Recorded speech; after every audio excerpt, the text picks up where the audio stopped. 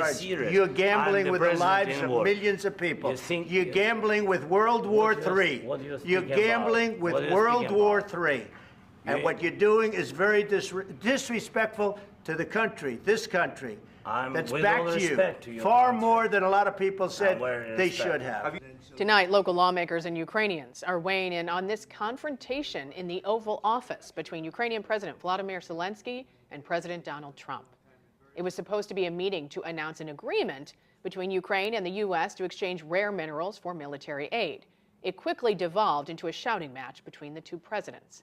5 on your side's Holden Krawicki has been following the responses from our local leaders in Washington and the Ukrainians in our area. And he joins us with the latest on this war of words. Well, Ann, I spoke with a Ukrainian-American woman living in the Metro East who told me she voted for President Trump in hopes that he would stand up to Vladimir Putin and help Ukraine win the war. But she told me today that she couldn't stop crying after what took place in the Oval Office.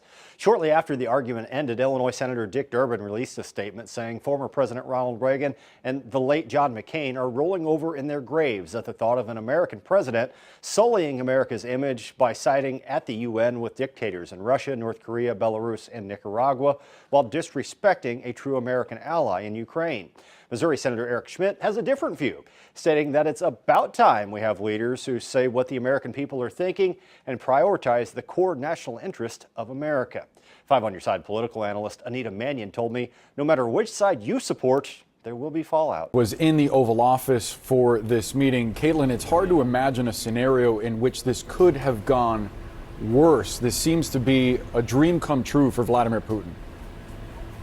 Well, it's not an overstatement for sure to say that it is one of the most astonishing moments that we have ever seen happen inside the Oval Office, between these world leaders essentially shouting at one another by the end of this, devolving into, at points, Trump and Vance berating Zelensky for saying that he was not being grateful enough for the aid that the United States has provided to Ukraine, and Zelensky arguing back that they do not understand Putin, essentially, that he will violate any agreement if the proper guarantees aren't in place. That seemed to particularly incense Trump, as he was saying, don't tell us what we're going to feel. Zelensky has been arguing that Putin will not stop with Ukraine, that he will go on to other Eastern European nations, including Poland, as he made the argument there.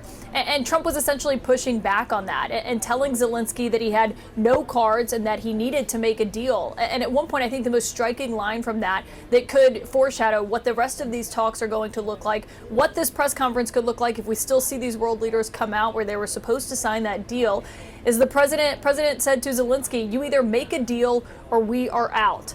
Now, that comes after 40 minutes before this exchange happened, where the president was talking about how he wasn't ready to make security guarantees yet. He said the United States would still send some weaponry to Ukraine. Questions going back and forth about how a deal would hold, how a minerals deal would be carried out. All of that was essentially wiped away by those last 10 minutes that were so incredibly heated there in the Oval Office, and essentially ended with Vance saying that this is not something that should be litigated in front of the press, the many press who were inside that room.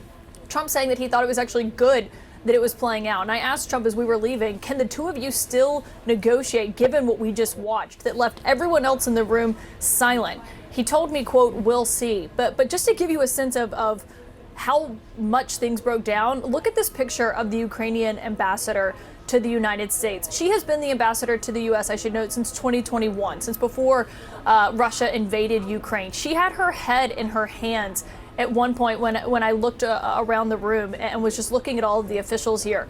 Secretary of State Rubio, Treasury Secretary Bessent, the Defense Secretary Pete Hegseth, the Commerce Secretary, they were all in the room, and the Ukrainian officials as well, watching this play out and raising real questions about what the two leaders here are going to be able to get done behind the scenes. This is the photo of the Ukrainian ambassador to the United States as they were just shouting at one another between the three of them, in an incredibly remarkable moment.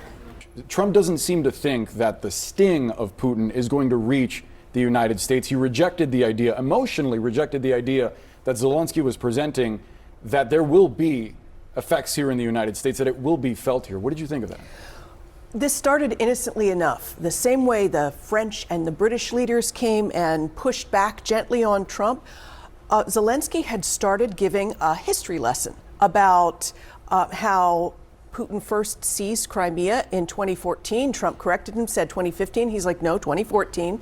And then explained how they had signed 2 different peace deals with Putin, Minsk I and Minsk II, that Germany and France also signed to guarantee. And what he was trying to do was show Trump, we have tried to do diplomacy before and it hasn't worked. He was being very genteel and patient as he explained it, and it was Vance who took offense and started interjecting, and then it was Vance, as he warmed up to his subject, who then also interjected the I haven't heard you say thank you once. It was almost like he was bawling out one of his young kids, and he warmed to his subject. And once it became that tone, Trump took that tone on and jumped into the attacks. And I don't know how you get from that back to, look, you can't trust Putin, and here's why.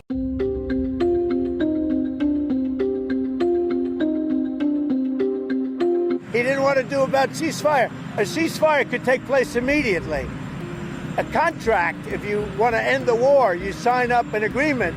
That's going to take a period of time. It takes time. That was not a man that wanted to make peace. And I'm only interested if he wants to end the bloodshed. Thank you very much.